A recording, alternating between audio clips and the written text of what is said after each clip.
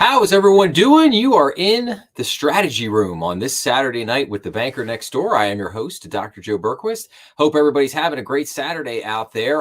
Unfortunately, I was not able to do the live stream last night. I was involved in a charity golf outing for a little small company over by me called the Cancer Survivors Foundation. Great little foundation that does some great work. Was very happy to participate in that event yesterday.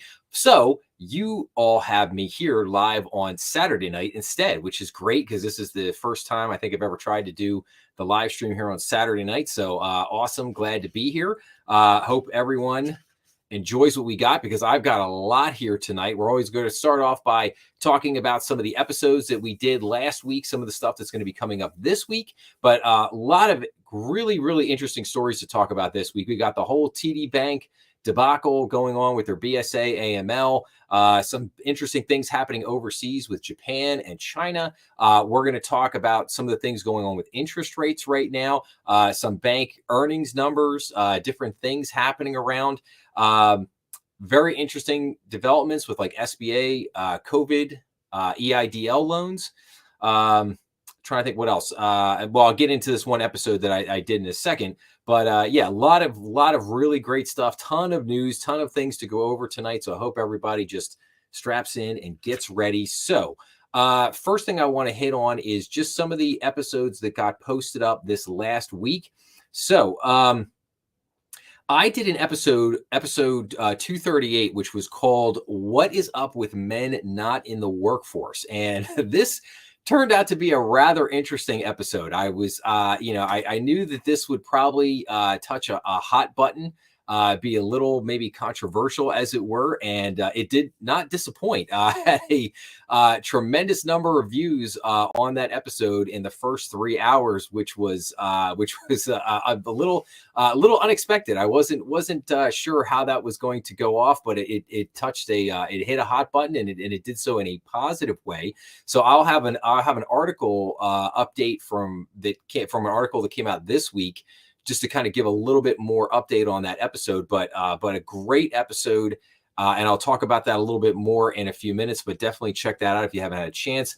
I also did an episode called Learning Agility and Navigating a Crisis. And that was, I thought, pretty interesting because it looked at Western Alliance Bank and how their management team basically was able to navigate the crisis that they went in through, the little banking crisis we had there in early 2023, and how they used something called learning agility, basically help them to kind of get through. With learning agility kind of focuses on experience, how much experience you have and what you do with that experience. In other words, how agile are you?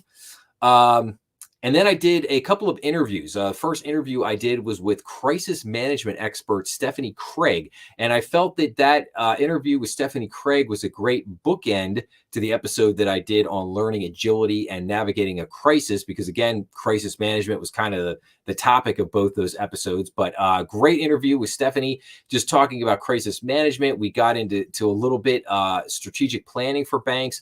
We talked a little bit about, kind of two different plans. There's disaster recovery and there's business continuity. Those two plans are key plans for pretty much every bank out there as part of their overall strategic planning. So we kind of got into that a little bit. And then I did a fascinating interview with a gentleman named Patrick Wood, who is the CEO of Delphex Capital Markets.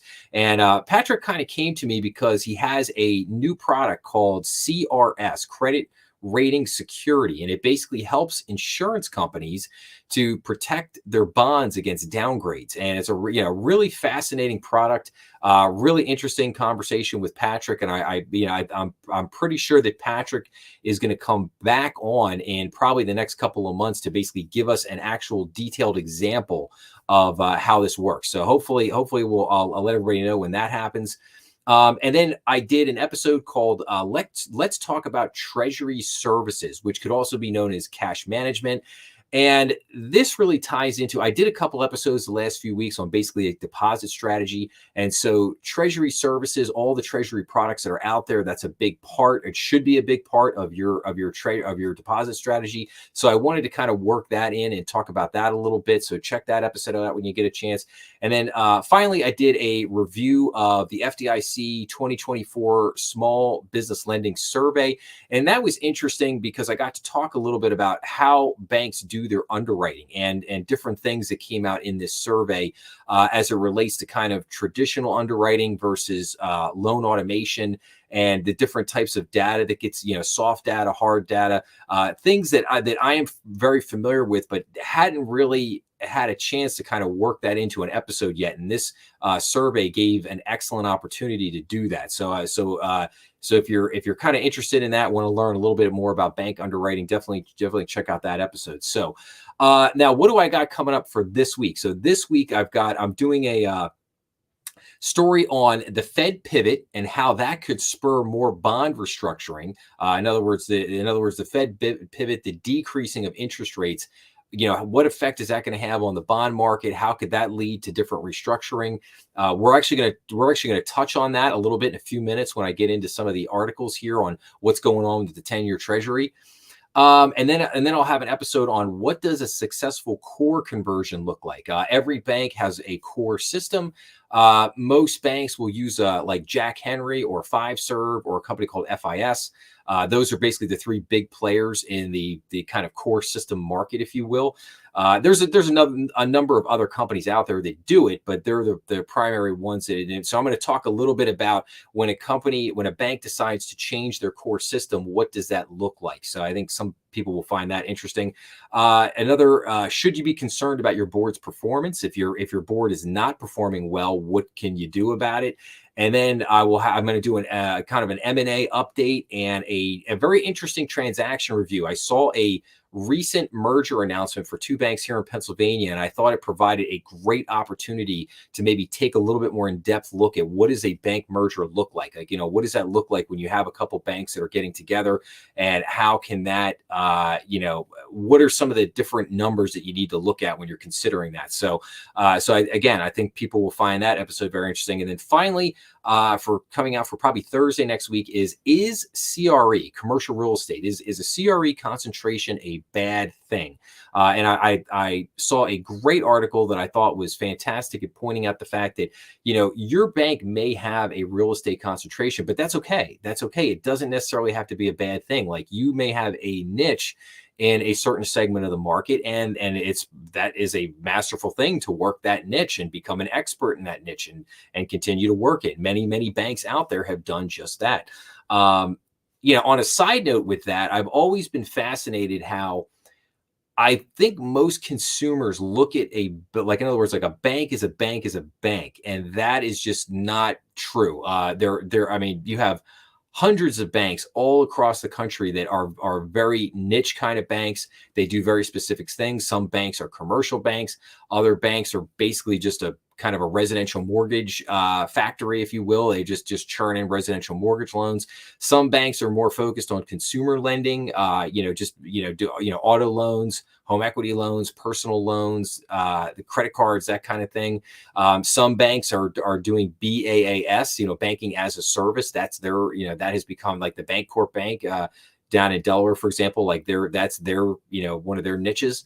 So you have a lot of banks across the country that do a lot of different things. And while on the outside, they may appear just like any other bank, I can assure you they are not. So, okay. So that is the rundown of episodes that I did last week and stuff to come out this week. So let's hit on, so what are some of the economic indicators and things that are coming out this week coming up? So on Monday, the 14th, we have the OPEC monthly report.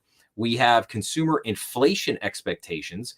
We have the Fed Waller speaks. Federal Reserve Bank's, Governor Waller is going to speak at 3 p.m. On Tuesday, October 15th, we have the New York Empire State Manufacturing Index. On Wednesday, October 16th, we have the Export Price Index. We have the Import Price Index, and we get the API Weekly Crude Oil Stock. On Thursday, the 17th, we get continuing jobless claims, initial jobless claims, core retail sales, Philadelphia Fed Manufacturing Index, retail sales, for September, industrial production, retail inventories, and then finally on Friday, October 18th, we get building permits, housing starts, and the U.S. Baker Hughes oil rig count. So a lot of economic data, a lot of interesting things coming out this week. So definitely stay tuned for a number of that stuff. So, okay, I wanted to kick us off here with a story real quick. I wanted to cover this TD Bank story because this TD Bank is very big. So I've got this article here called Analysts Anticipates Strategic Pivot by TD as Asset Cap Dampens Growth Outlook. But I want to read you a couple other things before we look at this. So TD Bank Group is expected to pay $3 billion in fines and have its growth in the U.S. restricted as part of a settlement agreement with federal regulators, according to a report from the Wall Street Journal. The settlement could be announced as soon as Thursday, the Wall Street Journal reported, and would include a U.S. asset cap on the Toronto-based bank similar to the one enforced against Wells Fargo since its fake accounting scandal in 2018. TD, which has its U.S. headquarters in Cherry Hill, New Jersey, has been in discussions with regulators for months over possible penalties arising from a Bank Secrecy Act anti-money laundering probe led by the Department of Justice. The investigation is focused on Chinese crime groups and drug traffickers using the bank to launder money from U.S. fentanyl sales. TD Bank has set aside roughly $3 billion into its reserves, raised $1 billion in debt, and sold what could amount to a $3 billion stake in Charles Schwab Corp to prepare for the expected penalties. In September, TD announced that CEO Bharat Masrani will step down next year and be replaced by its head of Canadian personal banking, Raymond Chun. The federal investigation has already curtailed the bank's growth in the U.S. market, where it has invested billions of dollars over the past 20 years to expand. Concerns about TD's anti-money laundering practice led to regulators' reluctance to approve its planned $13.4 billion acquisition of Memphis-based First Horizon Bank Corp. And the two banks terminated their merger agreement in May of 2023 after being unable to receive regulatory approval for the deal. Despite the failed acquisition, TD is one of the 10 largest banks operating in the U.S. with a network of 1,100 branches and 30,000 employees. But the bank has started cutting costs in the U.S. operations with the regulatory penalties looming. And then another piece here says, TD Bank was assessed more than $3 billion in penalties after pleading guilty to violating the Bank Secrecy Act and money laundering. Additionally, the OCC imposed a growth restriction on the bank. Among other things, the OCC, the Justice Department, Federal Reserve, and the Financial Crimes Enforcement Network charged TD Bank with allowing its employees to break the law and facilitate the laundering of hundreds of millions of dollars, processing hundreds of millions of dollars of transactions with clear indicia of highly suspicious activity, which created a potential for money laundering, terrorist financing, and other illicit transactions, having a pattern of non-compliance with suspicious activity report filing requirements, violating currency transaction report requirements, and willfully failing to implement and maintain an AML program that met the minimum requirements of the BSA. Now, here is perhaps the most damning thing, and what I find to be the most troubling thing in all this is as if this is not troubling enough. So it says here that TD Bank's processing of peer-to-peer transactions, such as Venmo and Zelle, included transactions indicative of human trafficking. That's just, I mean, that goes beyond highly concerning. Banks. Banks are always getting caught for regulatory violations, right? Banks always get in trouble. I mean, Citibank, honestly, they've made a culture out of paying fines every year. I think to them, paying fines is just a cost of doing business at this point. So, banks are always getting in trouble with this stuff. And it's always one of those issues where a bank gets fined and they pay the fine and then, they move on and the next quarter, everybody forgets about it. But nobody ever really gets prosecuted for any of this stuff. And I just asked the question here in this instance, okay, if you had people, and I take a step back and I look at the situation and I say to myself, is there more going on here than simple kind of violations? This almost seems to me, the amount of money involved, the type of transactions, the things that were going on, this almost seems like you might have had a more serious situation internally of perhaps And again, I'm just speculating. This is just pure speculation. Did you have people in there perhaps getting bribed to do certain things? Um, I mean, how do you, if you see that basically Venmo and Zelle are being used to, used for transactions indicative of human trafficking, like, how do you not do anything about that? How do you not say anything about that? I mean, that just seems so highly disturbing to me. And just, hundreds of millions of dollars are being put in through here so that basically, money can be laundered, basically, for fentanyl, other illicit transactions. Um, and there's just such a blatant violation here of just not following standard protocols with your SAR reports, your currency transaction reports, your basic AML guidelines. I mean, and now I will say TD Bank, they did let go.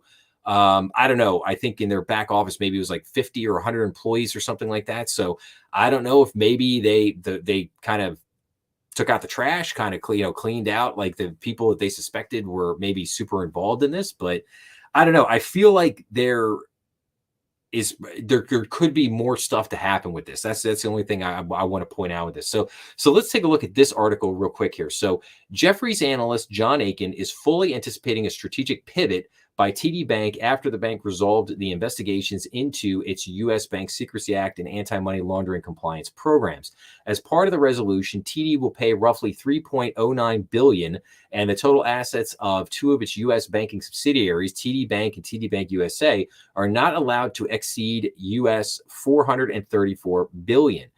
The analyst's expectation of a strategic pivot considered that the asset cap does not affect TD's other U.S. operations, and the bank's incoming CEO, Raymond Chun, does not have a significant direct exposure to the U.S. retail bank platform.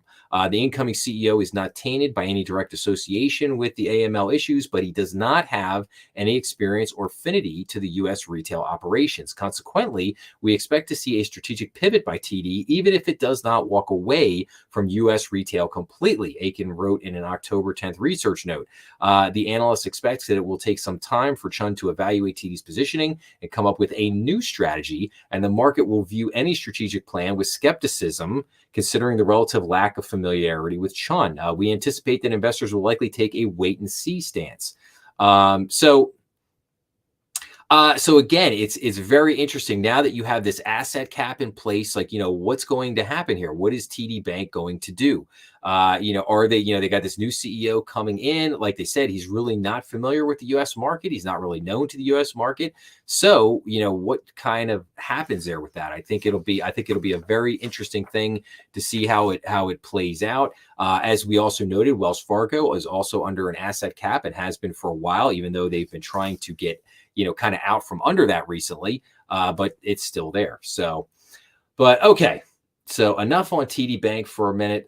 Let's take a look at some other things here real quick. So let's look at what are some big inflation news coming out this week. We had the CPI come out. We also had the PPI come out. So here was an article here from Investopedia that basically said wholesale prices didn't push up inflation in September. Don't know about that. So the producer price index for final demand, a measure of wholesale prices, stayed flat in September after rising 0.2% in August, beating expectations. The drop, due largely to a decrease in energy costs, suggests consumer price increases could be relatively small in the coming months. I don't think so. Less inflation could give the Federal Reserve breathing room to cut interest rates in the coming months. Wholesale prices stayed flat in September, suggesting inflation is on a downward path despite some bumps in the road.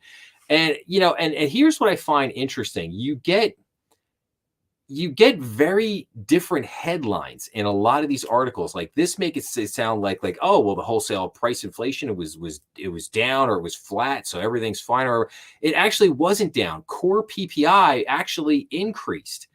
And then the increase for the number for last month for core PPI got revised upward as well. So you've had 2 straight months now of increases in the core PPI, while the main PPI has just been flat. And you're seeing the same thing. If we go over here, inflation worries wipe out consumers' fledgling economic confidence. So now we look here. So the consumer sentiment index declined in the preliminary October reading as heightened concerns about inflation reversed 2 months of improvement in price increase predictions. Near-term inflation expectations increased slightly as consumers were aggravated by high costs of living. The survey results were released after Thursday's inflation report showed price pressures cooled less than expected. Consumer sentiment dipped slightly in October. Higher inflation concerns. So here we have, a little chart here, consumer expectations for an inflation spike in October, obviously jumping up here a little bit. And then let's go in here. Small business owners, uncertainty hits record high. What does it mean for the economy? So small business owners are more concerned than they have ever been in more than 50 years. According to the National Federation of Small Businesses. Let me read that again. Small business owners are more uncertain than they have ever been in more than 50 years. Like, that's crazy. Inflation remains the top concern for business owners, and fewer reported making big expenditures or increasing their inventories. Staffing remained flat in September, with many business owners saying they had trouble finding qualified workers. A record number of small business owners felt uncertain about the future in September as doubts about the economy took a toll. So basically, small businesses are spending less. They're struggling to hire. And let's keep rolling here because there's a theme here. Social Security. All right, we'll talk about Social Security in a second. We'll talk about the credit scores in a second. Let me go back here. I just want to see if I can find something that I'm looking for here. That's bankruptcy, risk conversion. Where is it? Hotter than expected inflation data fuels concern that the Fed rate cuts were too bold. So inflation cooled less than expected in September, leaving the U.S. Federal Reserve's goal to curb annual inflation growth to 2% elusive and fueling concern that it was too aggressive at the start of its rate cutting cycle.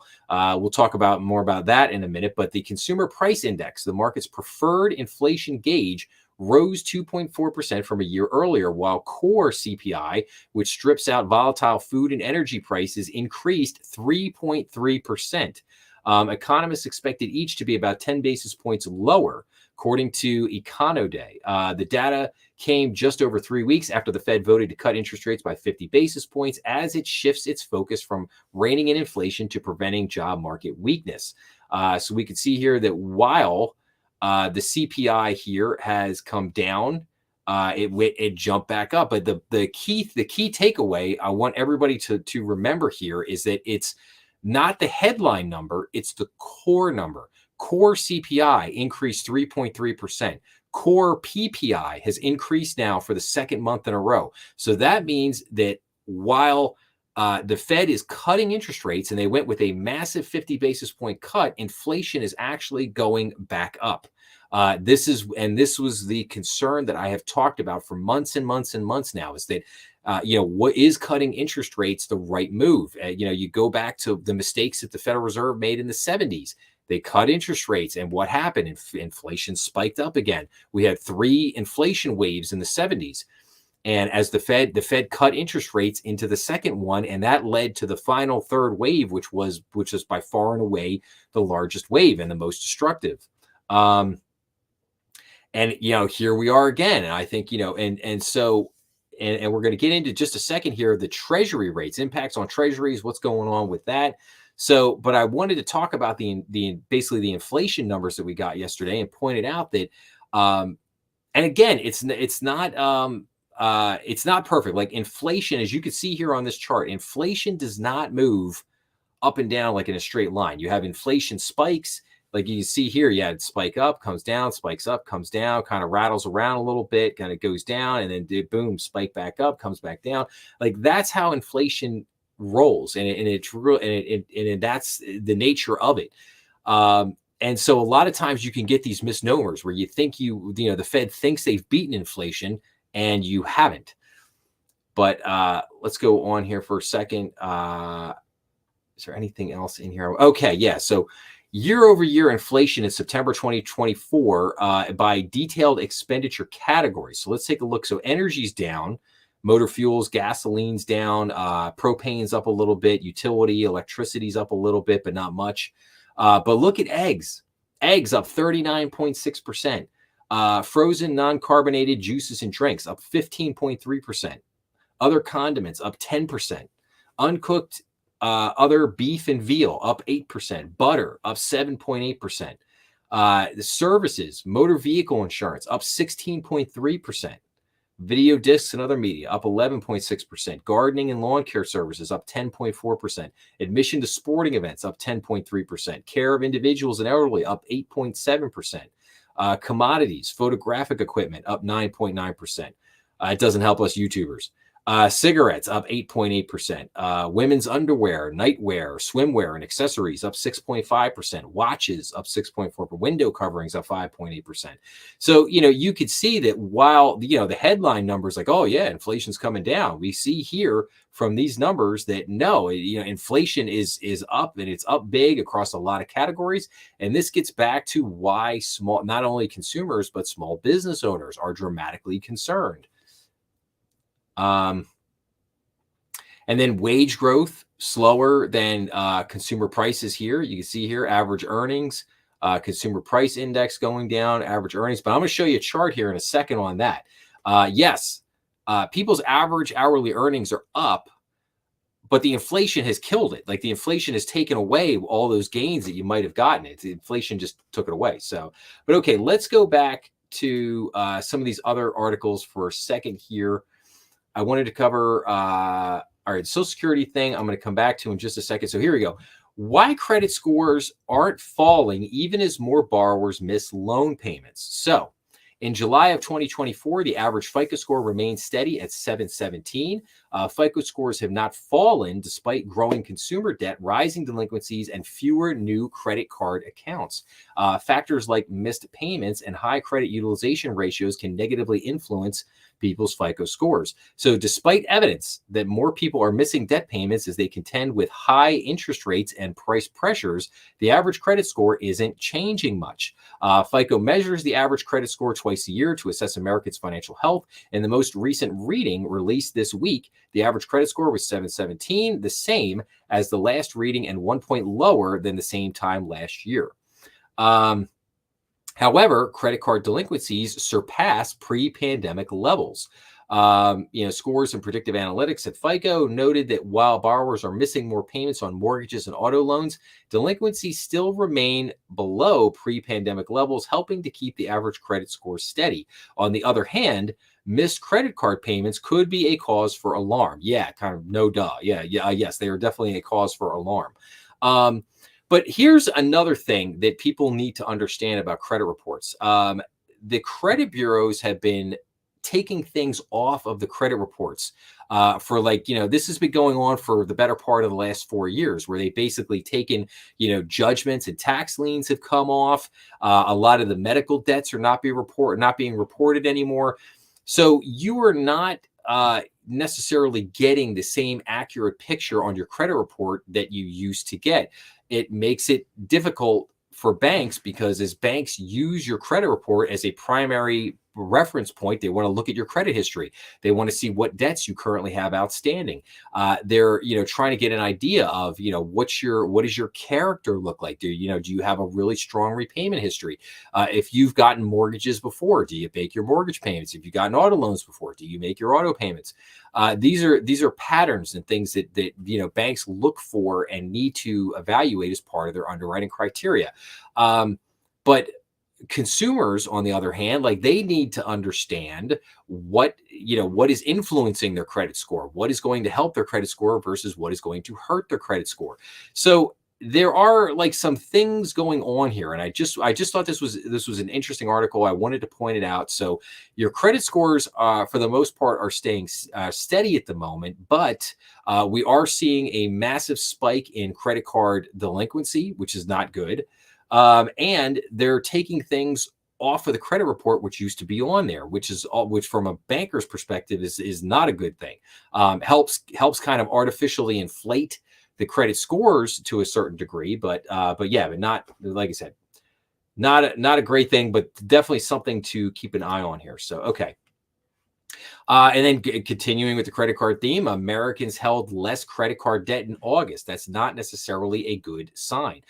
So revolving debt, which is mostly credit cards, fell by 1.4 billion in August, the largest decrease since 2021. That figure typically increases each month. Falling credit card debt could mean people are cutting back their spending or cannot get credit rather than voluntary paying down of debts. Higher interest rates and higher lending standards may be curtailing credit card spending. U.S. households did something in August that they don't usually do. They paid down their credit card debt.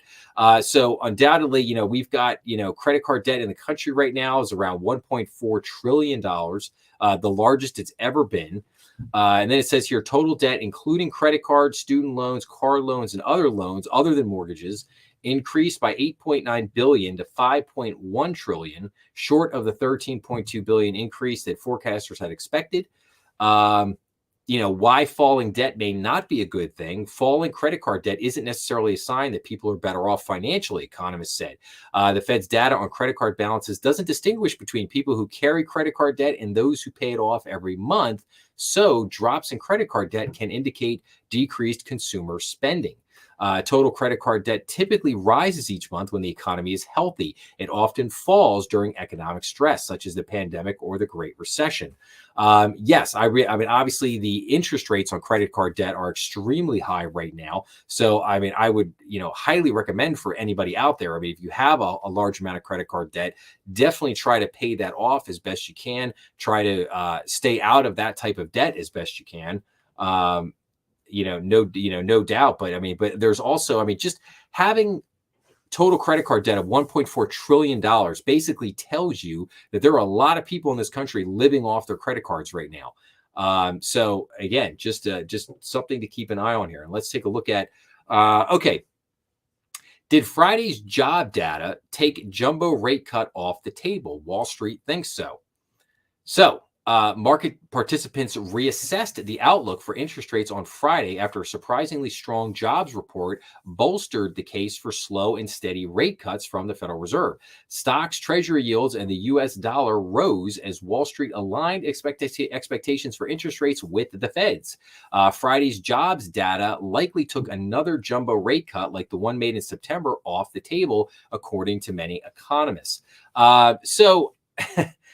This is interesting. So when you look at the jobs data, I said this. I feel like I'm beating a dead horse, so to speak here. But the jobs numbers are BS, and we saw that again. They constantly put out this great headline number, and then they drop it down. So let's take a look at something else here for a second. I want to get into. So here's the one chart right here that I wanted to point out. The average weekly paycheck has never been larger, but it buys less than it did in January of 2021. So simply, we've gone backwards. So you can see here the nominal rate here, and then basically the real at the bottom. So yeah, you're making more money right now, but the inflation has just taken all that gain. Inflation's just taken it all away. Okay, I want to find.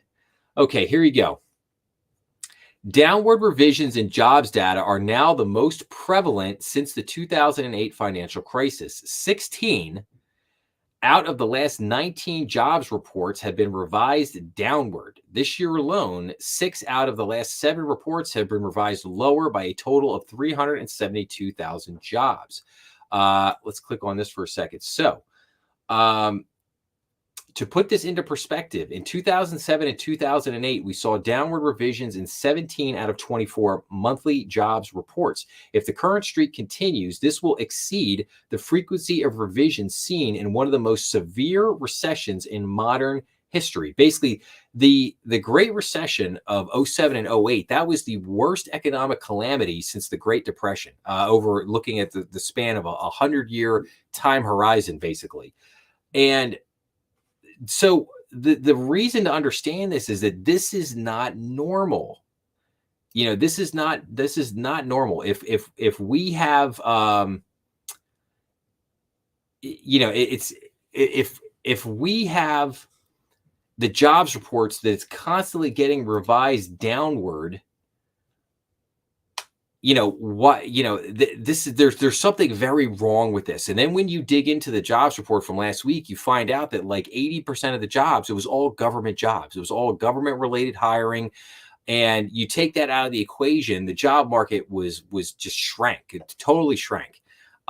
We would be having a very different conversation right now if we didn't see all that government hiring last week. So, but the question is, in the look of what's going on, like, oh, okay, well, it was a great jobs number, so therefore that takes pressure off the Fed, right, to not have to lower rates as much. Maybe they'll, instead of going with the number 50 basis point decrease, maybe it'll just be 25. So it's really interesting now to see what the Fed is ultimately going to do. I said after the Fed made that 50 basis point reduction, that was a tell. Just like if you were playing poker, players have tells. That was a tell from the Fed. It was a tell that basically they have some serious concerns about the economy and things that are going on in the economy right now. And even Jeremy Powell himself has basically admitted that he does not believe a lot of these headline numbers. He says it in a very vague, obscure kind of way, but he does state it. And that so you have to ask yourself, like, it's like I feel like we're magicians. Like it's like this is all like a magic act, and it's like you got the three cups in front of you, and it's like they moving around. Oh, where's the bad economy? Which cup is the bad economy under? And it just feels like this crazy type of situation where we're getting these heavily manipulated market numbers. And it makes it, again, very difficult to judge, like, well, what's really going on? Is the economy really bad, or is it okay? We don't know. And it's going to have this very interesting impact on what the Fed ultimately decides to do here at the end of the day. So that being said, let's take a look at something here. I want to talk about rates for a minute. So let's take a look at this. Let's take a look at the 10-year Treasury. 10-year Treasury did a very fascinating thing over this last week. The Federal Reserve cut rates.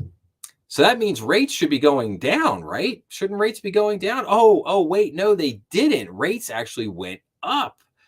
So your 10-year Treasury rate is now up to 4.105%.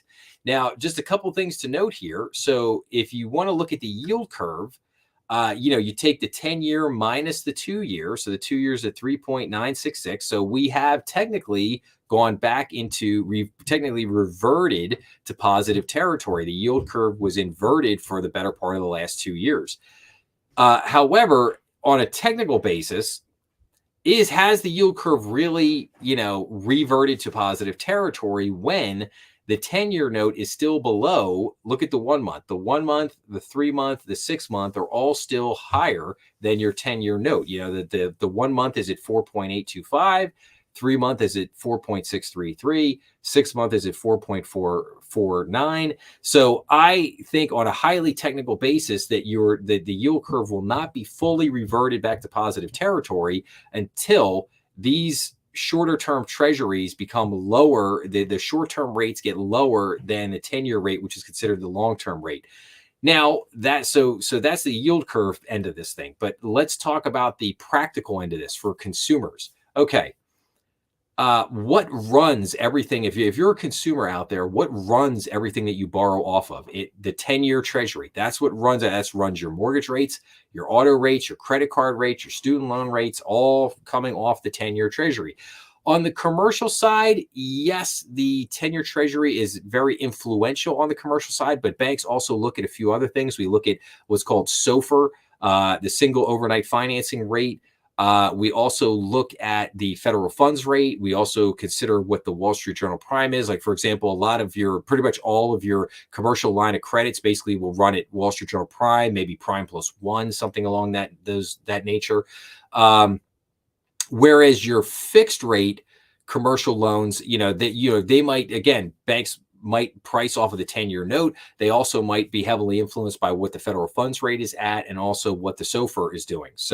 But for the consumer, everything runs off this 10-year treasury. So what I think is going to happen here, what I've stated before, is that you're going to have a situation where the Fed is going to be reducing interest rates and the 10-year treasury is going to keep going up. And that is going to shock a lot of people, because a lot of people are going to be sitting there going, well, wait a minute. And that gets back to the question of, is a jumbo, another 50-point basis rate cut for the Fed off the table? And, and that in there lies the question. Like, in other words, if the Fed is decreasing rates and rates are going up, what's really the point of decreasing the rate? And what kind of impact is that really happening? And as I said, you also have the concern about the rising inflation. So you could see a situation here that I think is very possible in the next, 6 to 8 months, where the Fed may actually reverse course. They may actually decrease rates a number of times, but then reverse course because inflation starts to take off again. And, your 10-year, the yield curve reverts back to normal territory.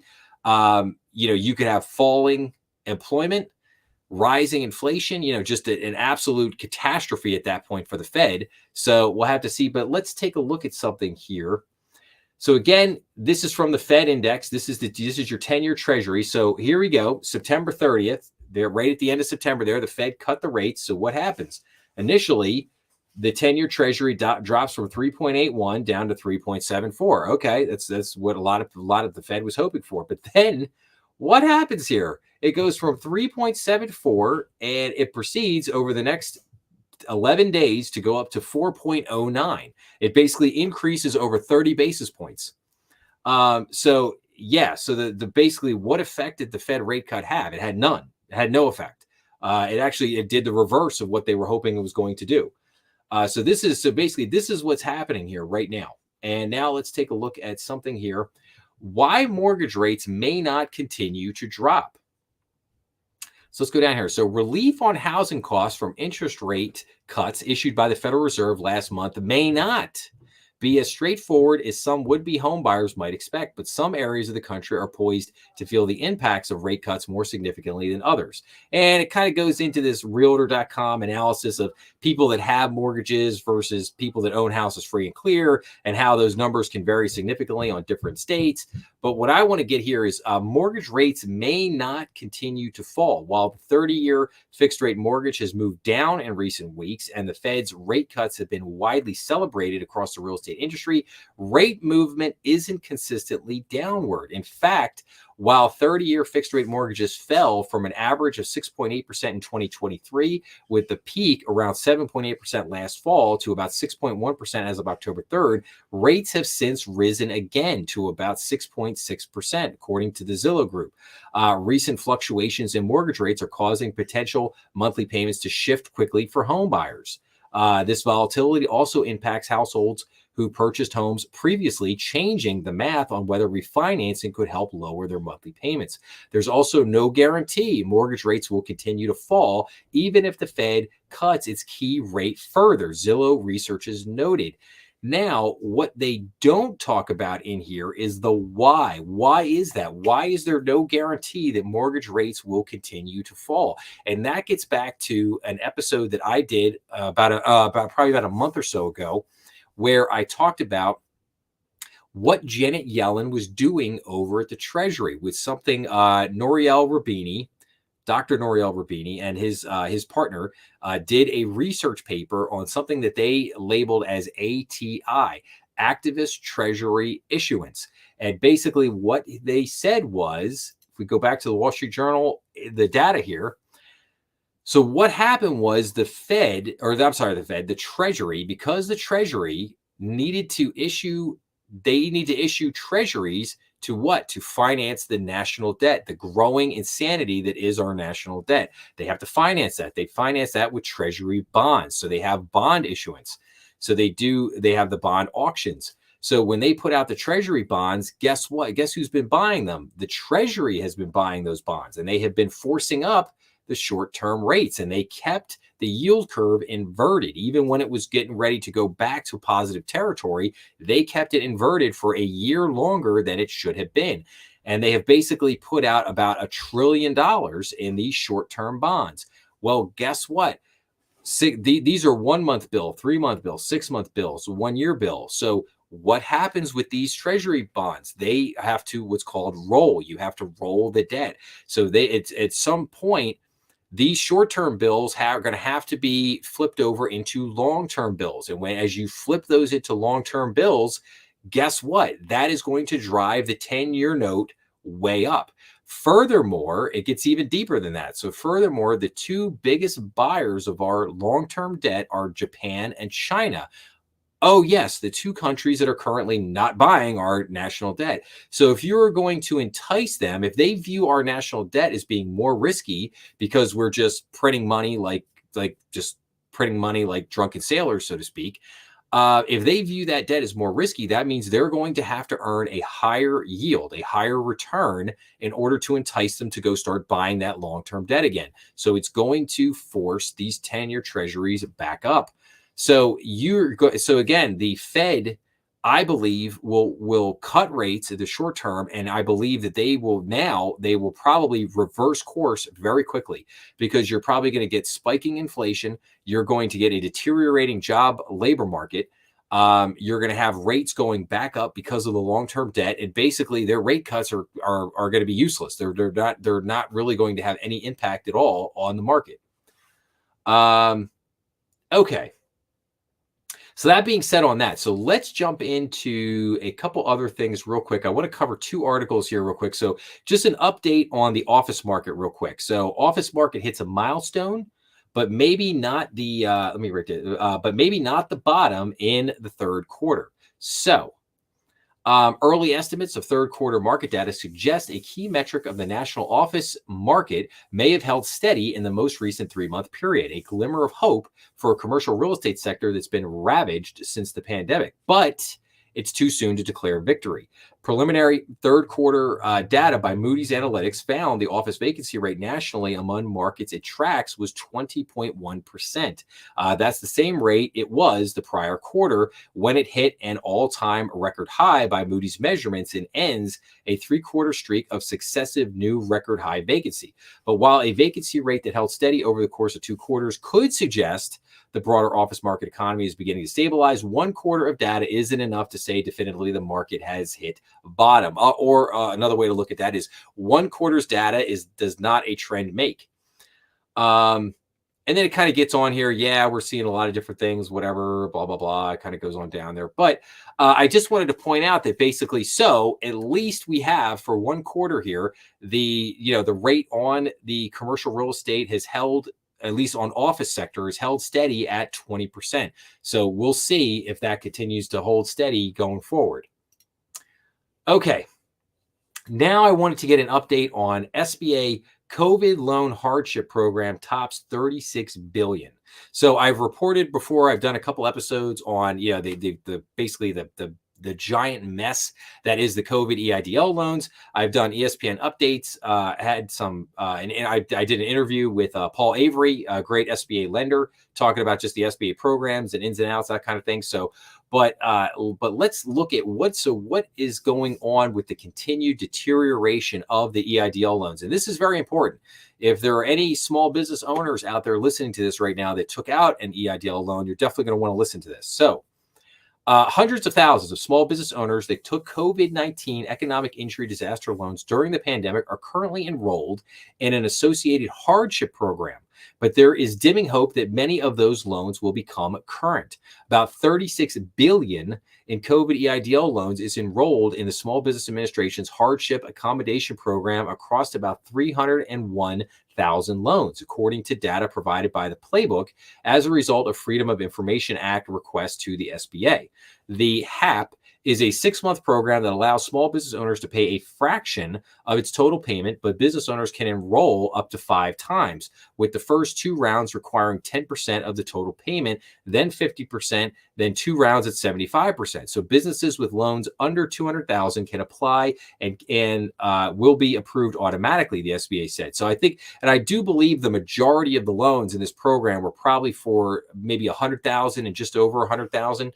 So it would make sense that the cap would be at 200,000 there. But like you said, if it's under 200 grand and you apply, you get instantly approved. You get into this thing right away. So, but it's a big chunk of the agency's overall portfolio. The SBA approved about 4.1 million EIDL loans. Yeah, we kind of talked about that before, for 397 billion.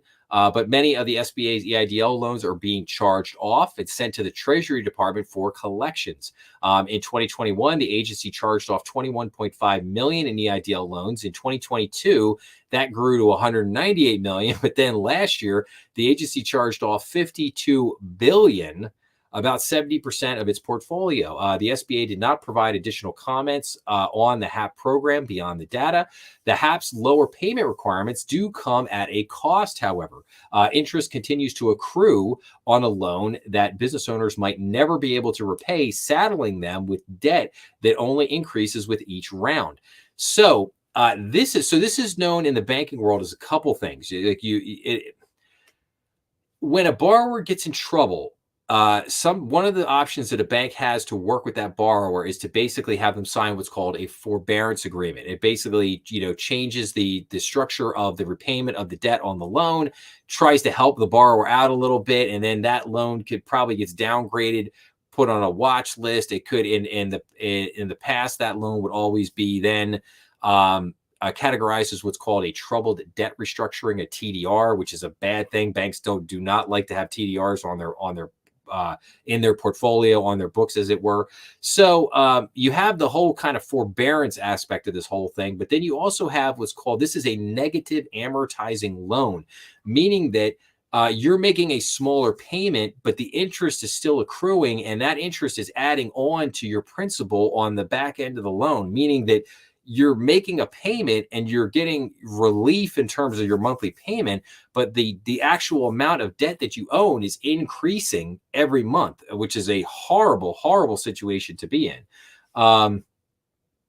And basically this goes on to say, so they're definitely kicking the can down the road on this. It's not a permanent solution to the problem, says Jason Millinson, a former bank vice president and founder of Distressed Loan Advisors, who consults with small business owners on their COVID EIDL and other loans. I don't think the hardship accommodation is really doing anything.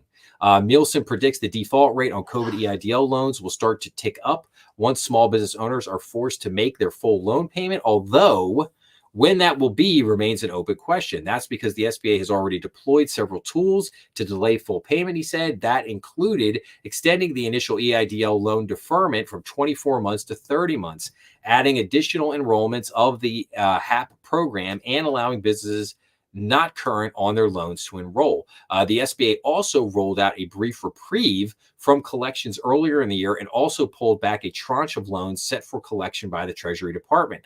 It won't surprise me if the SBA comes up with something else. Millinson said there is going to come a point where everyone has to make the full payments again, like a few years ago. Yes, absolutely. And then it goes on to say EIDL borrowers face mounting challenges. Other data points suggest businesses that took the COVID EIDL loans are in an increasingly tough spot. A report from the Federal Reserve Bank of Cleveland found many business owners with COVID EIDL loans are caught in a vicious cycle of a growing debt load and poor financial performance. And I reported on that survey that came out, the Small Business Credit Survey, which basically analyzed this. I did that in my SBA update episode from a few weeks ago. Basically the core of that is that any of the businesses that took out at least $100,000 plus EIDL loans are basically the ones that are struggling the most with trying to make these repayments. So let's go on down here. So SBA forgiveness is not currently on the table. So Alexis Diamato, who's the director of government affairs at the small business group, Small Business Majority, said the hardship program hasn't provided the relief many small business owners need, and many are unaware that the HAP exists in the first place. And I would say that's absolutely true. Yeah, I think many people are unaware that the HAP even exists. But what has come up time and again, D'Amato said, is that many businesses felt pressured to take the money during COVID when the future was uncertain and banks were not lending. There's a little, I think there's a little misnomer in that. I do think that people felt pressure to take this money, but there was also a lot of there was also a lot of people that didn't take this money, and they kind of struggled through. They made their way through. They got their PPP loan, which was forgivable. Some people got multiple PPP loans, and they were all forgiven, and they've kind of made their way through. So I think there's definitely an element of people that kind of panicked in this thing. I think there were also a lot of people that thought that this was a great opportunity because these loans were very attractive. The interest rate was very low. It was an opportunity to get a large amount of money. They didn't really have any collateral on this other than what's called like a UCC lien against your business assets. So, I don't know that this is as black and white as that per se. So people were made aware that it was not a grant, but with all the changes around the PPP program, people were hopeful that it would be. But it wasn't, and that's not how it's played out. So those looking for forgiveness for COVID EIDL loans are likely out of luck, D'Amato said, as the pandemic and the SBA itself has become embroiled in partisan politics. That likely means any potential solution must come from the White House, the Treasury Department, and the SBA. So what can EIDL loan holding business owners do? They need to be connecting with their legislators in their district offices and to really encourage them to bring this up to the White House. D'Amato said, they need to hear your stories, basically. So, okay. So very interesting thing right there. Again, not looking good on the COVID EIDL loans, but if you are not aware of the HAP program and the HAP, and I've got to go back here. What does the HAP? What does that HAP stand for again? The Hardship Accommodation Program. So if you were not aware of that, if you took out an SBA EIDL loan of $200,000 or less, if you go on the SBA's website, you look up the HAP, the Hardship Accommodation Program, and you apply for it, you will instantly be approved for that. So definitely check that out. Or if you know a small business owner that is struggling with this, let them know. So hopefully they can go check that out as well. So, okay. All right, let's make some room here. Let me recalibrate for a second just to check out. So we covered all of this, that, and the other thing. Covered all this jazz. Let's get out of that. Let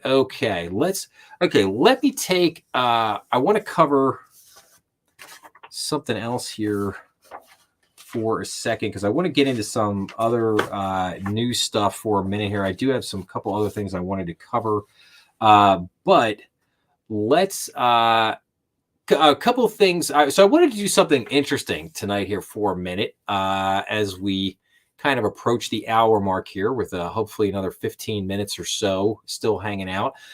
So I wanted to show people a couple websites. So diversification.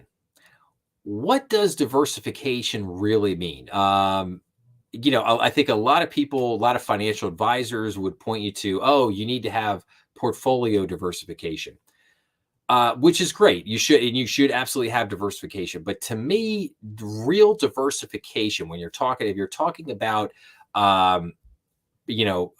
personal financial management, managing your own personal finances, to me, real diversification is having money in paper assets, obviously your stocks, bonds, things of that nature, having money in real estate, and then you should have some money in gold and silver. And you should have, you need to diversify your holdings out, have a little bit of money. Don't put all your eggs in one basket, so to speak. So a lot of people have asked me over the years, well, how do I find about some different things? Like, for example, maybe you have an interest in gold, so you want to learn a little bit more about gold. Well, two great resources that I have found over the years, if you want to learn about gold, there is what's called the World Gold Council. The World Gold Council, I'm showing the website here. Basically, they have data, they have research, they have different tools.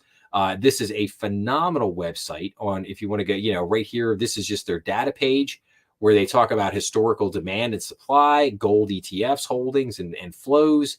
Price and premiums. You see the gold spot price here, local gold price, future gold future prices, performance metrics, returns, volatility, correlations, trading volumes, demand and supply. I mean, this website is a tremendous resource for data and just understanding, what's going on in the major gold market. I am going to do an episode talking about and laying out the gold market and how the gold market works around the globe.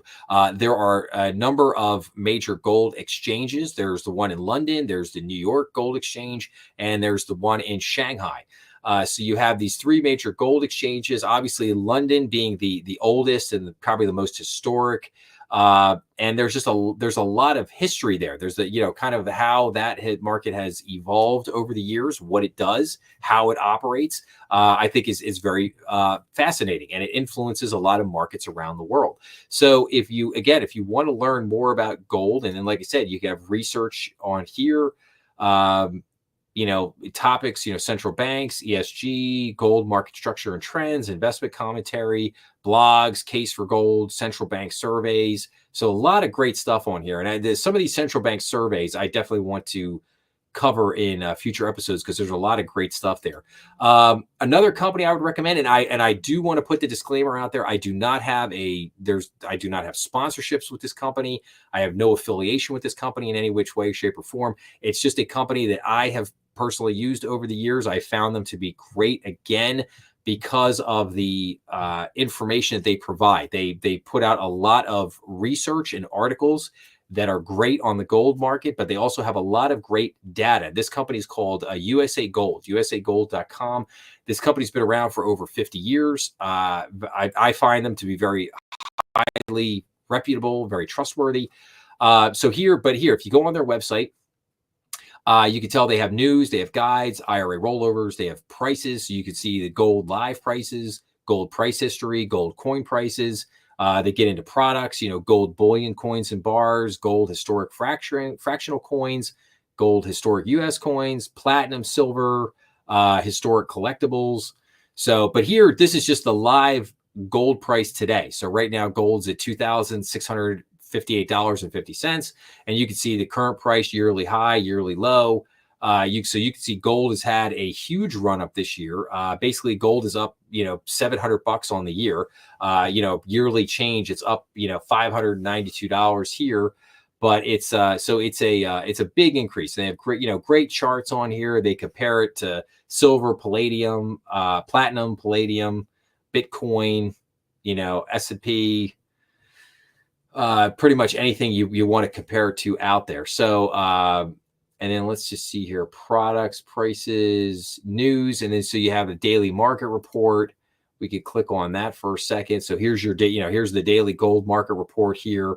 Inflation persistence and gold's resilience, unpacking the latest CPI and PPI reports, which we talked about earlier. So a lot of good information on here. Now, let's say that you wanted to get a CD at a bank, but then you were like, well, maybe I already have a CD at a bank, or maybe I already have money in like a money market fund or something like that. Maybe you wanted to try something different. Treasury Direct, this is US government, so this is treasurydirect.gov. Most people do not know about this website. Most people do not know this website exists. This is I think this is one of the best things that our federal government offers. It's one of the best websites out there. So basically, this has all to do with bonds. How do you buy bonds? So here you can see, if you click on, say you have savings bonds at the top here, Treasury marketable securities, auctions, laws and regulations, research center, government users. But let's go savings bonds. So about U.S. savings bonds, buying a bond, gift a savings bond, cash in a bond, savings bond value. They just tremendous amount of information on this site. But let's say you go in here. So bonds, U.S. savings bonds are simple, safe, and affordable. And it goes into the difference here between the EE bonds and the I bonds. I bonds, right now, the current rate is at 4.28%. I bonds basically they protect against inflation. They're phenomenal products for protecting against inflation. The interest rate on a particular I bond changes every 6 months based on inflation. So the I bond has kind of a combination. It has a certain percentage of the rate is a fixed rate, but then a certain percentage of the rate fluctuates with where inflation is going. But the I bonds were at one point they were over 9% when just a couple of years ago. I mean, could make like a 9.62% return on I bonds, which was absolutely fantastic. The issue with I bonds is that the maximum purchase each calendar year is $10,000 in electronic I bonds. So basically, you could do plus $5,000 in a paper I bond if you wanted to. But technically, for all intents and purposes, you're limited to $10,000 a year. That's all you can put into these things. But you also have tips. So, like if we click on Treasury marketable securities here at the top, you have Treasury bills, Treasury bonds, Treasury notes, tips, which is Treasury insurance protected securities. So the Treasury inflation protected securities, the tips, we sell tips for a term of 5, 10, or 30 years. As the name implies, tips are set to protect you against inflation.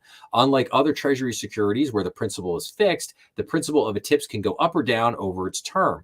When the tips matures, if the principal is higher than the original amount, you get the increased amount. If the principal is equal to or lower than the original amount, you get the original amount. So in other words, you can't lose money. Tips pays a fixed rate of interest every 6 months until they mature. Because we pay interest on the adjusted principal, the amount of interest payments also varies. You can hold a tips until it matures or sell it before it matures.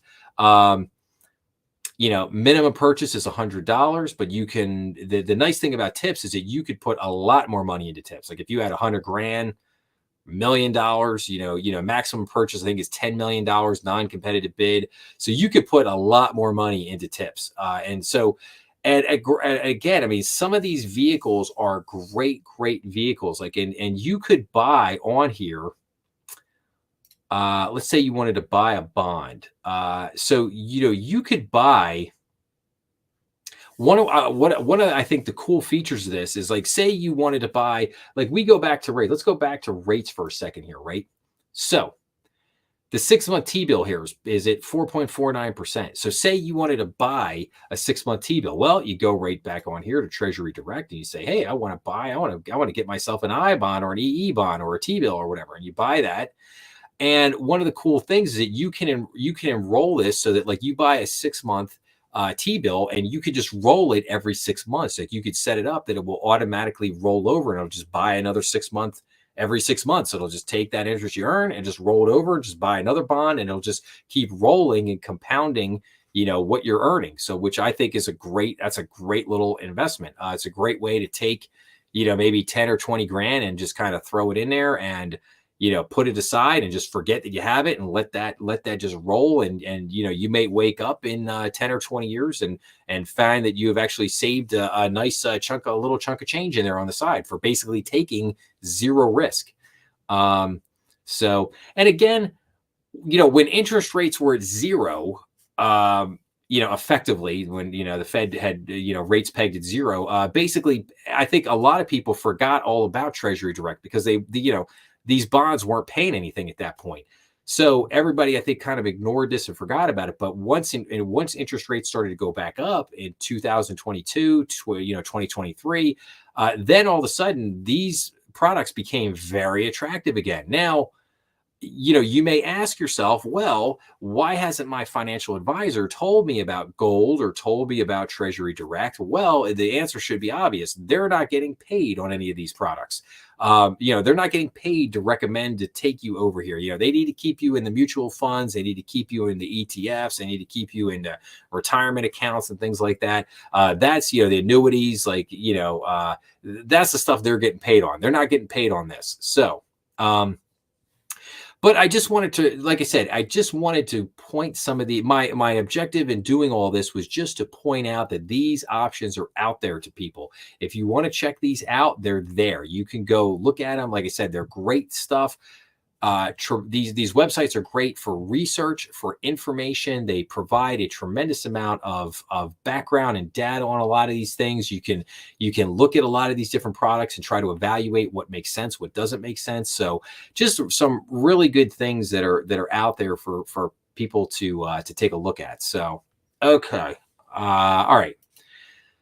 So I did my spiel on that tonight. So okay, we went over that. All right. When I started out at the beginning, I basically told you guys about an episode that I did called episode, what was that? Episode 238. What is up with men not in the workforce? And I pointed out how 6.8 million men are currently not in the workforce. And what was interesting was this week on Thursday, this article pops up and it says U.S. workers without high school diplomas push prime age workforce to new high. Now, what was fascinating about this article was the way that it was written. So it says, the share of eligible workers without high school diplomas in the American workforce is climbing faster than the more educated groups that make up the bulk of the domestic jobs market, elevating the labor participation of prime age workers to their highest level in decades. Some 47.6% of workers in America without a high school diploma were working or looking for work in September, up from 45.9% the same month 5 years ago. According to the U.S. Bureau of Labor Statistics, the educational group is the only one within the pool of workers aged 25 to 54 that saw an increase over that time, as more educated workers have not yet rejoined the workforce at their pre-COVID rates. More broadly, the prime age labor participation rate in August and September hit its highest levels since early 2020 at 84% and 83.8% respectively. The growth in less educated workers entering the labor market reflects a growing number of immigrants in the jobs market, an ongoing push to fill many low-paying jobs in the service sector, stubbornly high inflation driving many lower-income Americans back into the workforce, and declining high school dropout rates, effectively shrinking the size of the group. So while that is not incorrect, they do not mention the prime thing, and that is that the main focus of this is on men. And how I talked about how you have American citizens, American men that are basically not in the workforce, not even looking for a job, because a lot of them that are low skilled, that are either have a high school diploma or less than a high school diploma, basically are finding it impossible to find work because the influx of immigrations that have come in are the influx of illegal immigrants that have come in are taking those jobs. And this has become a major, major issue now in our economy. And I just wanted to point that out, that I thought that this was very interesting, the way that this article was written, because again, while nothing in here is necessarily incorrect, they don't point out the fact that the main issue going on, the main people suffering from this issue is men. Men in the workforce, men of prime working age between the ages of 25 and 54. So again, I just wanted to point that out. If you have an interest in that episode, go check that episode out. Because like I said, I think it's a very big issue. It's like I've said before, it's kind of a hot button topic to me. So, so let's go into that. So let's run through a couple interesting things here before we got a couple minutes left here. So let's go into a couple things here real quick before we wrap up. So what's happening overseas right now? What's happening in China and Japan? Well, we got two Japanese mega banks slip in the third quarter market cap ranking after share prices plunge. So Mitsubishi and Sumitomo fell in a ranking of Asian Pacific's biggest banks by market capitalization after their stock prices dropped, along with the Nikkei 225 index in the quarter ended September 30th. Mitsubishi Financial fell to 8th place from 7th as its market capitalization shrank 16%, and Sumitomo dropped 2 notches to 13th place after a 15.2% decline in its stock price. The decline in the Japanese megabank stock prices was part of a broader market downturn fueled by concerns over the U.S. economy and changes in Japan's monetary policy. So, and then it says just like kind of a listing of the top banks here.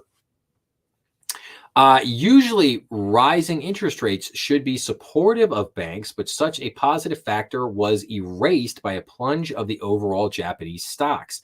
Kawasaki said. In addition, the analyst said growing expectations at that time about a U.S. rate cut pushed down Japanese interest rates, attracting investors shifting from Japanese stocks. So, in other words, that was the carry trade. That was a huge story a couple weeks back. The carry trade. So the carry trade is going to continue to impact these stocks, or it's going to continue to impact the Japanese banks. And Japan is not out of the woods yet. They definitely got some issues, going on there. So, and then okay, mainland China's home mortgage stimulus package could crimp bank margins. So, a lot of interesting stuff happening over in China right now. So, mainland China's recent move to allow homeowners to negotiate lower interest rates on existing mortgages will squeeze banks' net interest margins.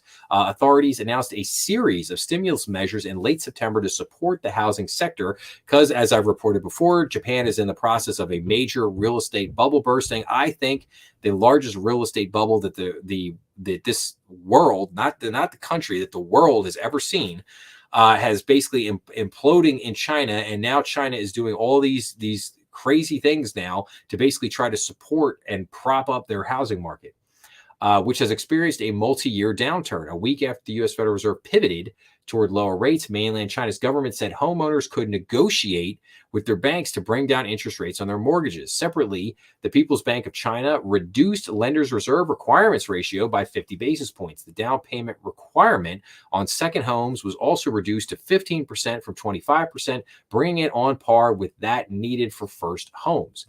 Homeowners can renegotiate their mortgage rates with their original bank, so the banks don't need to compete with others. China policy research analyst, a price war among lenders is unlikely to happen under that situation. Retail mortgage loan exposure of mainland China's publicly listed banks. Yeah, you can see they have a huge amount of real estate exposure in all these banks. And I reported on, let's see here. I'm just kind of running through this for a second here. Yeah, this is kind of interesting. So mainland China's residential property index versus emerging advanced economies. So you can see China, emerging economies, advanced economies, and you can see here that China's going the wrong way here, heading the wrong way. But one of the things that I talked about in one of the episodes that I did on China a couple weeks back was basically the fact that you had, I think it was 40 Chinese banks basically just disappeared overnight. They were gone. They were done. They got closed up, swallowed up by the regulators. And it basically, you had another 3,400 banks in China that were in trouble. They were in danger of failing. That's big time problems over there. So, and this is, again, it gets back to what I talked about earlier about the national debt. This is why, China is pulling back on their purchase of national debt, because they have their own major market issues right now. And then furthermore, you've got Japan with all of their problems with the carry trade, with other issues they got going on in their economy. So, it's going to be difficult for these guys to kind of pick up the slack and continue to buy our national debt when basically they've got their own problems. Their economies have got big time issues, and they're trying to figure out their own kind of stuff, so to speak. So, okay. New York-based digital lender Grasshopper Bank to buy Michigan Bank Auto Club Trust. I thought, this is kind of interesting. Grasshopper Bank Corp in New York is a very kind of interesting bank. They started off, they were a startup bank a few years ago and had a huge capital raise of like $100 million to basically get that bank off the ground, which is a huge, enormous capital raise for any startup bank. So it's, and like I said, they're kind of making this move.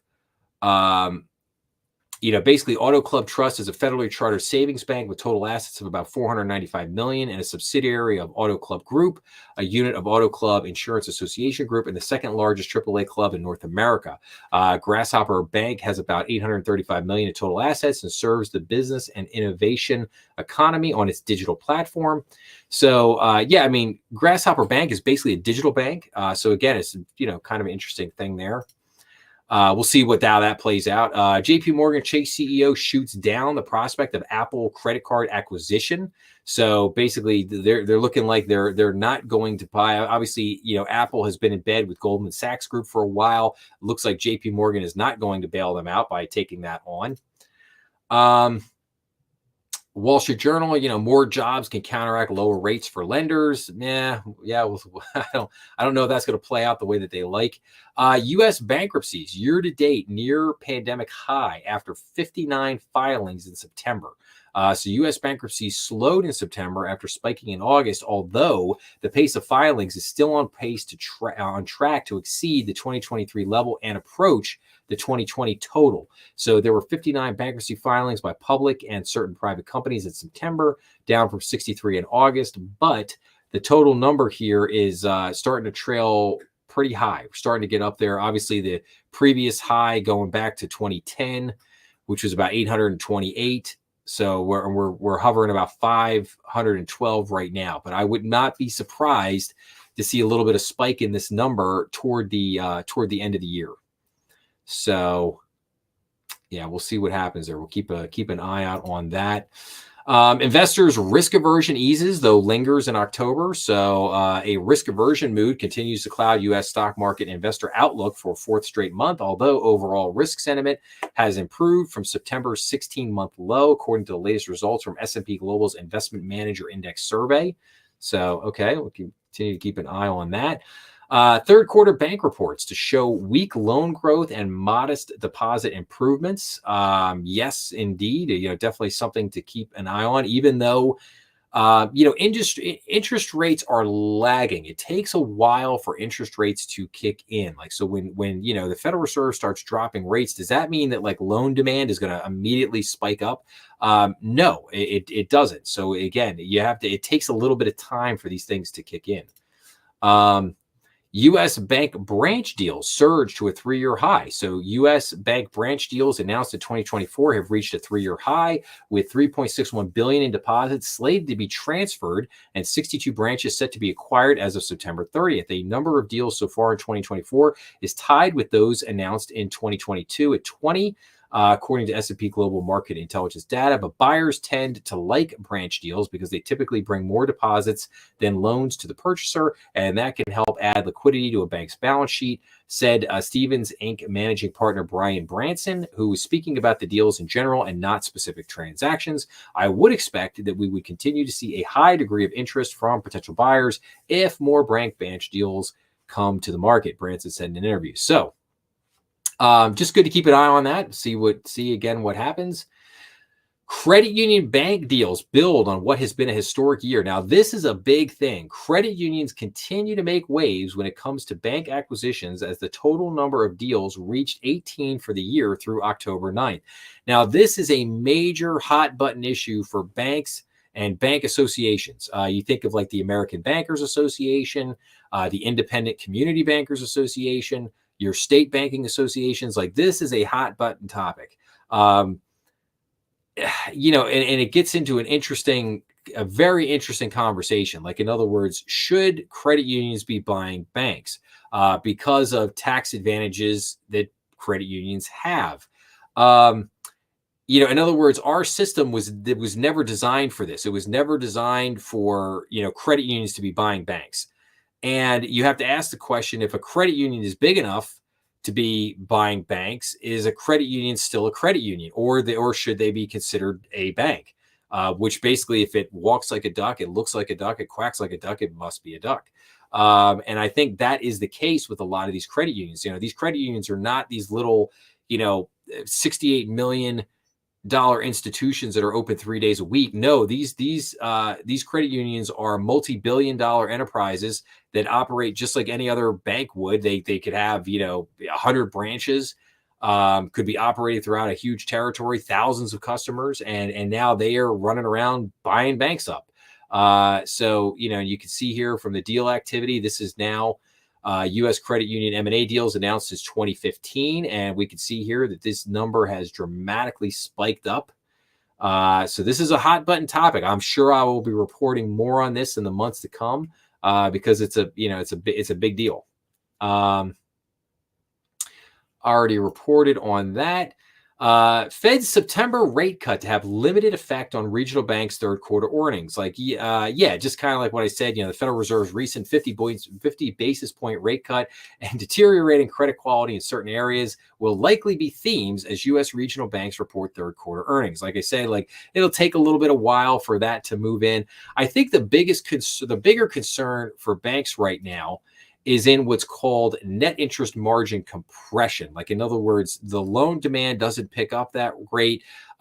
Interest rates start to come down. So as loans reprice, you're not getting as much interest as you could have over the last year or so. But banks are going to continue to have to pay up for deposits. So they're not going to be able to reduce some of those deposit rates as quickly as they would like to because of competition from other banks and consumer demand. Consumers woke up in the last year and a half and basically realized that, hey, getting 5% on a CD, getting 5% on a money market account is an awesome thing, and I really like it. And this is something that I get as a risk-free rate. I don't have to take any risk to get this return. I don't have to put my money in the stock market to get this return. I don't have to go flip investment properties to get a decent return on my money. I can actually just put it in a CD for a year and forget about it and make a 5% return, which is not bad. So the consumers are not going to, I do not believe consumers are just easily going to accept that, oh yeah, we're going to go back to paying 0.25 on your money market account. Oh yeah, sure, you can get a 1-year CD, bank CD at 0.63. Yeah, they're not gonna. I don't think, at least in the short term, consumers are really going to go for that. So okay, let's wrap up tonight with a couple of other little tidbits here. So Boeing announced a significant preliminary third quarter loss with revenues of $17.8 billion. The estimate was $18.58 billion, but cuts to the 767 freighter program, delays the first 77X delivery amid an ongoing strike, and 17,000 layoffs. So basically, there's a note here from Boeing management. So here's the deal. We need to fire 25% of our workforce, but we don't want to look like the bad guy. Can you take them on? Can you take them on strike? Sure, if you give me a promotion, extra vacation time from the union rep. So I think there was a little bit of comedy in that, but interesting nonetheless. Little Sam Bankman-Fried money laundering action here through FTX, which I thought was kind of funny. Let's see, SOFR rate spikes. This is interesting here. They were actually talking about the whole MSN thing, why young men, basically young men are in crisis kind of thing there. Kind of ties into the job report thing I was talking about. Repo market catastrophically failed. And this is from, and by the way, this is from a gentleman on X called Finance a Lot. If you've never followed him, check him out. He posts some really great stuff, has some great videos here. This was on the repo market. Let's see here. U.S. home buyer demand declined by 7% year over year in September, building on a similar size drop in August of 2024. Since the 2022 peak, home buyer demand is now down by a whopping 35%. Meanwhile, Google searches for homes for sale fell 16% year over year. So not the best trend in the world there. So, okay, let me see. There was one last thing I was looking for here. And rolling credit. Yeah, we kind of talked about that. Yeah, this is kind of interesting. So China's entrepreneurial spirit is dead. So due to China's crackdown, all the entrepreneurial spirit within China has died down dramatically. Business startups have fallen off a cliff. This will have a dramatic impact on China's economy. You can see there. What's his name? I'm trying to think of the guy, the entrepreneur over there who, man, he owned Ant Group. I can't think of this dude's name, but he got in there. Gosh,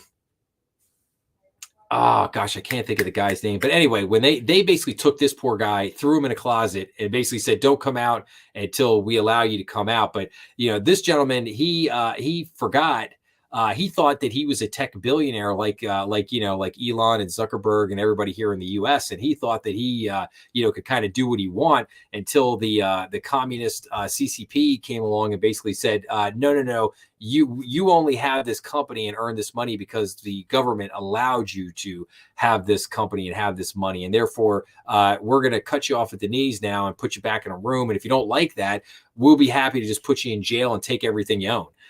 So that's the great CCP model right there for you.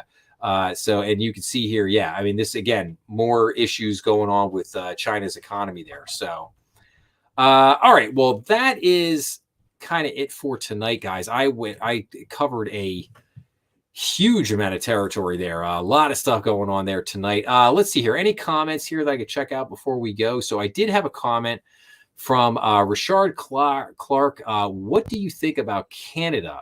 Yes, Canada's got some interesting problems right now. They're obviously got their labor market is in dramatic deterioration. They have made I think their government has made a lot of terrible mistakes over the last few years. I'm not a Justin Trudeau fan. I think that guy is a clown, quite honestly. I think he's done a lot of horrible things, a lot of horrible damage to that country up there. But their parliament up there has not done them any favors either. And I think they've treated a lot of people up in their own citizens very badly in certain regards. So, Canada's got, they got some issues right now. So I hope that maybe answers your question. I'm not sure if that's exactly what you were asking about, whether that was just purely an economic thing or a little bit more political / economic. So I don't, but hopefully that helps. But okay. Like I said, a lot more content, bunch of episodes coming out the rest of this week coming up. I will be back next week on my usual Friday night live stream time at 7:00. And so if anybody, again, hopefully people are enjoying this live stream. I know I'm enjoying bringing you guys the content or whatever, but like I said, just remember we are on YouTube, Rumble, and all the major podcast platforms.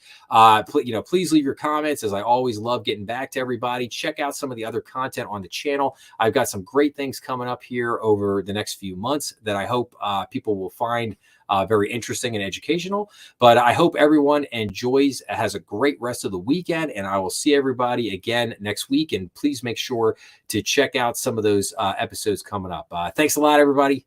See you later.